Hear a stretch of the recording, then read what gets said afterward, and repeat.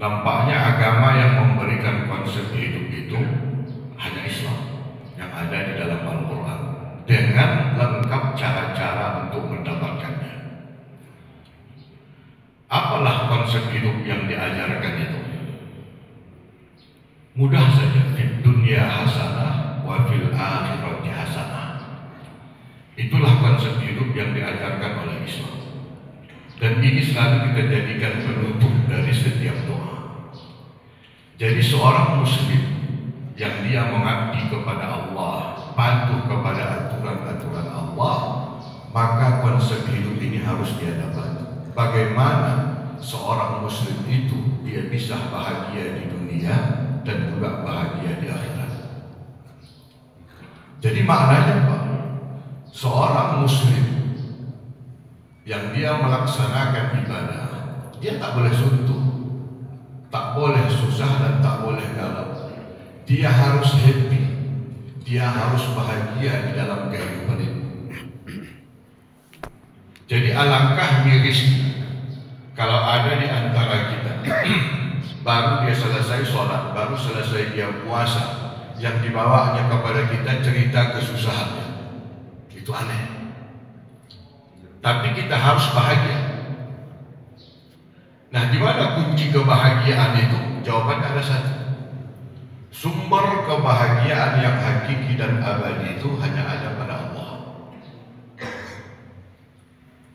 Siapa yang paling dekat kepada Allah, maka dialah yang mendapatkan kebahagiaan yang abadi.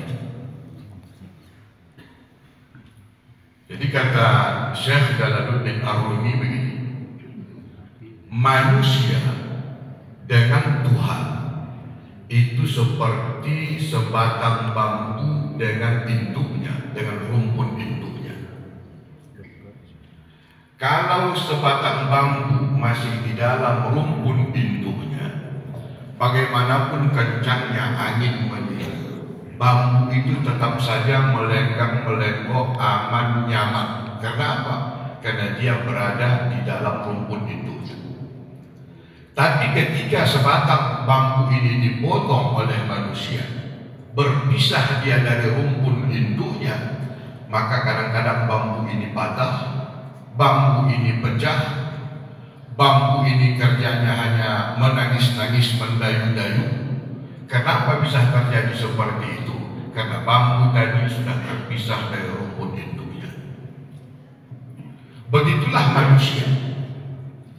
Ketika manusia dekat dengan Tuhan, ketika manusia berada dalam lingkungan Tuhan, maka dia akan merasa aman, nyaman, dan bahagia bagaimanapun banyaknya cobaan mendekatinya. Tapi ketika manusia terpelanting dari Tuhan, dia melakukan dosa dan kesalahan, dia cari kebahagiaannya sendiri.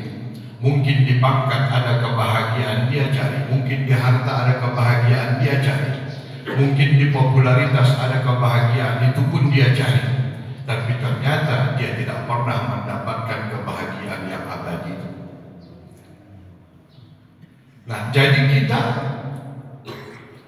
disuruh harus bahagia. Di dunia hasanah wa fil akhirati hasanah. Di mana kebahagiaan yang kita cari itu? Jawabannya ada pada Allah Subhanahu wa Ta'ala. Maka didoronglah kita untuk melakukan ibadah. Supaya apa? Supaya hubungan kita dengan Allah itu tak pernah jauh, tapi senantiasa dekat. Kenapa? Karena kita mau mencari kebahagiaan. Aman, nyaman, senang saja kita menghadapi hidup ini. Tak gampang kita.